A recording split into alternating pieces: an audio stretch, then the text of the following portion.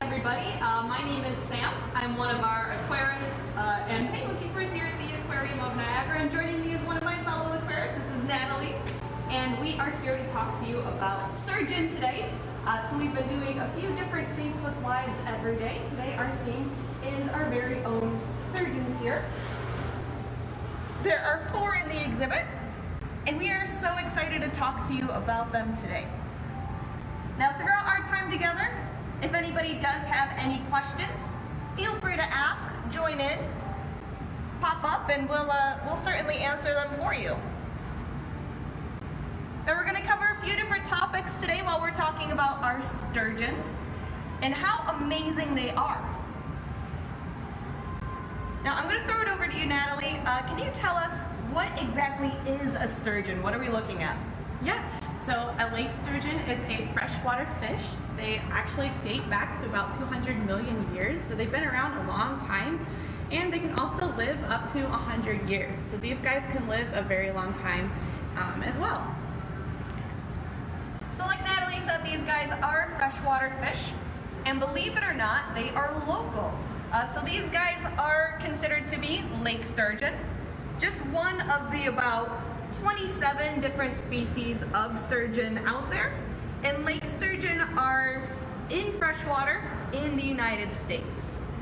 In New York, though, lake sturgeon are considered to be a threatened species, and that is something that we here at the Aquarium of Niagara are helping out with. So Natalie, can you tell us a little bit more about that program?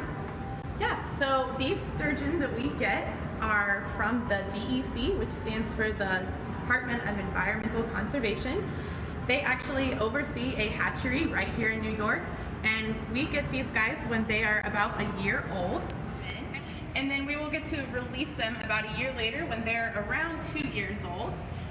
And so part of that release program is we will join up with a bunch of other facilities that are also a part of it, and we'll meet up at the Genesee River in New York to release them. And the Genesee River is a huge spawning area for these sturgeon, so it's a great place to reintroduce them to their population. Now, Natalie, I know that these guys do not stay this small. How big can lake sturgeon get? Right, so these guys are, like I said, about a year and a half right now, so they have a lot of growing to do. Like I said, they can also get up to 100 years old, so you can imagine at a year and a half, they're probably not even anywhere close to being full grown. So these guys can actually get up to about 7 or 8 feet long. And why are they threatened? What happened that caused them to be a threatened species? So in the very early 1900s, fishermen back then, they would be fishing in Lake Erie, in Lake Ontario, and when they were fishing, they would catch sturgeon, and they would have to manually haul these huge fish up and out of the water because they'd be in their nets. Now, like Natalie just said, these fish can get 7, 8 feet long, and they can weigh hundreds and hundreds of pounds, and you can imagine trying to haul that up in your net would get very annoying. So what they started doing, the fishermen back then, they would just start using the sturgeon for whatever they could think of. They would use their skin as leather, as sandpaper, they would use them as fertilizer, and this is actually where we first started introducing caviar. So caviar does come from sturgeon, and back then it came from lake sturgeon. So what was happening is that all of these fishermen were taking up the really big sturgeon out of the water, using them for whatever they possibly could. But what they didn't know they were doing was that they were taking all of the mature, fully grown sturgeon out of the lake. Now, like Natalie was just saying, these guys are very slow to grow. Right now, these guys are about a year and a half old. We're gonna have them until they're about 2 years old. But these guys can live to be 100 years old. In some cases, they have been known to live longer. And they don't mature until they're around 25, maybe 30 years old. They can't have young until they get that old. So they're very slow to mature too. And while these fishermen were taking all of these fully grown mature adults, there was no one left to replenish the population. Now that's a problem because, as we just learned, Natalie was telling us they've been around for about 200 million years, They're a living fossil. They're an ancient fish. I mean, if you just look at them, they look like a fossil. They kind of look like a dinosaur. It's a really cool appearance to them. So that's one reason we want to keep them around. But they also help maintain balance within the Great Lakes ecosystem. If you're from around here, then you might have heard of invasive species. These guys actually will help control those invasive species populations. They'll eat some of the animals that aren't supposed to be in that ecosystem. So they're kind of cleanup crew in that aspect. So speaking of eating, Natalie, you're going to be feeding our lake sturgeon today, right? Yes, I am. Do you want to talk about what you got there? Yes, so they get a number of variety of different kinds of small foods. Today I actually have plankton and some mysis shrimp, and then I also have a special sturgeon pellet diet that we also feed to help them grow nice and strong. So I'm going to be going around, and we actually have a little basket that we put these guys in just to make sure that they are able to get all the food. They're kind of small right now, so they can't really, I guess, turn over the rocks very well right now because their mouths are smaller than the rocks. So we make sure that they get the food by putting them in this basket.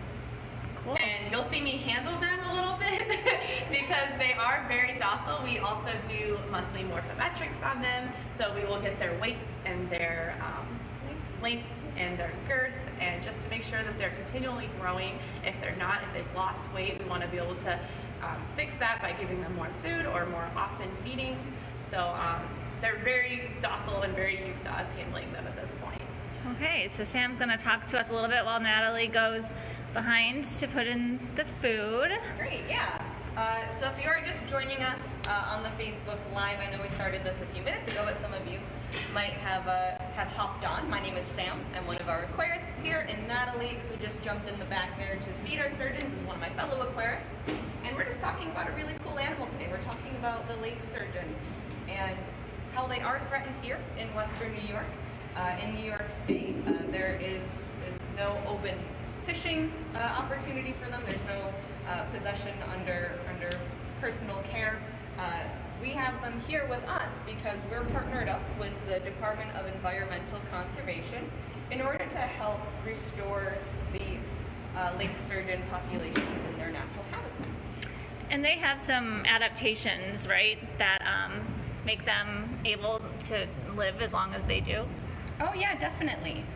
So right now, as they're very young, they're going to be covered in these kind of bony little spikes you see on their bodies. Those are called scutes, and that prevents any larger animals from trying to eat them while they are young and out in their natural habitat. So if they get in something's mouth, maybe a big bass, the bass will maybe not like how they feel in their mouth and hopefully spit them out.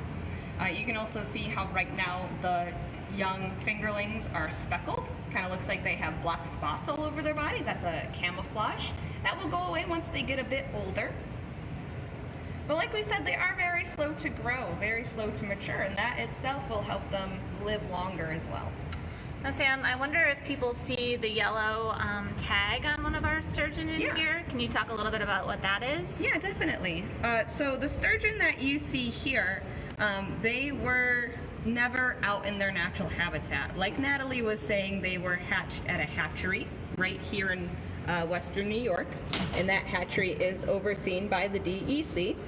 And the purpose of that is to raise very young larvae into fingerlings, which will then be dispositioned out to facilities like our own to help these guys get really big and really strong until they are large enough and stable enough to go out into their natural habitat.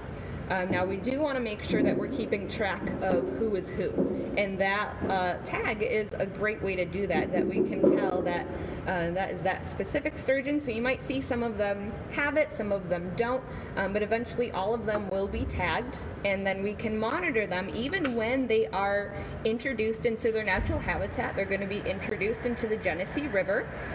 When that happens, we can check up on them every now and then and see if they're still doing okay, if they're getting larger, if they're hanging out in the areas that they're supposed to be hanging out in that time of year. You know, it might be spawning season. We want to make sure that they're making their migrations accordingly. And so you said that it takes them, 20 some years to reach that ability to reproduce. Yeah. So how long has this program been going on? Since I started here, so I've been working here for about 6 years, and I know in that time we have been a part of this program, but it could very well have been going on longer. So we have released a few sturgeon, or helped release a few sturgeon throughout this program, and we still check up on them and making sure that they're doing okay in company with that hatchery as well. Do we have any questions so far? I don't see any. Well, if you guys are watching and you're thinking of something that you want to know, feel free to ask. That's why we're here. I mean, we can talk all day, but we want to talk about the things that you're interested in. So let us know, shout out, and we'll certainly talk about those topics with you. So the white specks that we're seeing in the bin with them, those are the shrimp, right, Natalie? Yes. What do they like better, the shrimp or the pellets? They tend to favor the meaty foods. And you can see those, they almost look like they have a mustache at the bottom of their snout, and that is so that they can sense food underneath of them. Those whiskers will drag along the bottom of the substrate, and they can sense if anything is underneath of them, those barbels. So these guys swim close to the bottom then? Yes, yes. Pretty cool.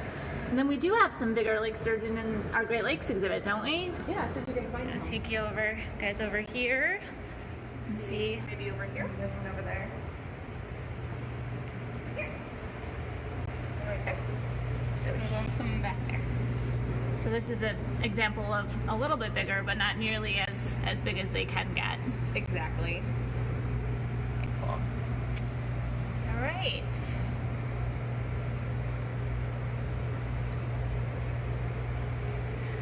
All right, well. All right, guys.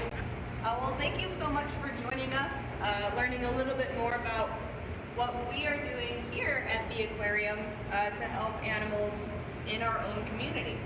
So we're still here, we're still caring for the animals while we're closed, we're still caring about you guys at home. So if there's questions you have. We do have a question. Jennifer would like to know if chemicals in our waterways, even in our invasive species, will also affect sturgeon. Sturgeon? Yeah, so any sort of chemical pollution is going to have a negative impact on those ecosystems. Right now we are seeing sturgeons having trouble reach spawning areas, and that's because of dams that are put in place. So that's another reason, in company with the overfishing that happened a long time ago, the struggle that they're having reaching those spawning areas. And that's something that has been addressed. Our very own New York Tower Authority, they put out really large experimental spawning grounds for these guys, football field size bedrock areas, because these guys have really sticky eggs. They want to stick to a really hard surface. They'll sink right down into the sand if they're not able to get to those really rocky areas. So they were able to kind of put these big football field size areas for them to go spawn in, and they have been using it. But always, make sure you're disposing of your trash appropriately, responsibly, because we don't want anything seeping into our own amazing ecosystems or in our own backyard. Okay. Yeah. All right. So thank you for your question. I really appreciate it. And Natalie, thank you for feeding the sturgeon. You did a wonderful job. And like I said, we're still here. We're still caring even though we're closed. And stick with us because we're going to do one of these every single day at 2 o'clock. So we'll see you guys again.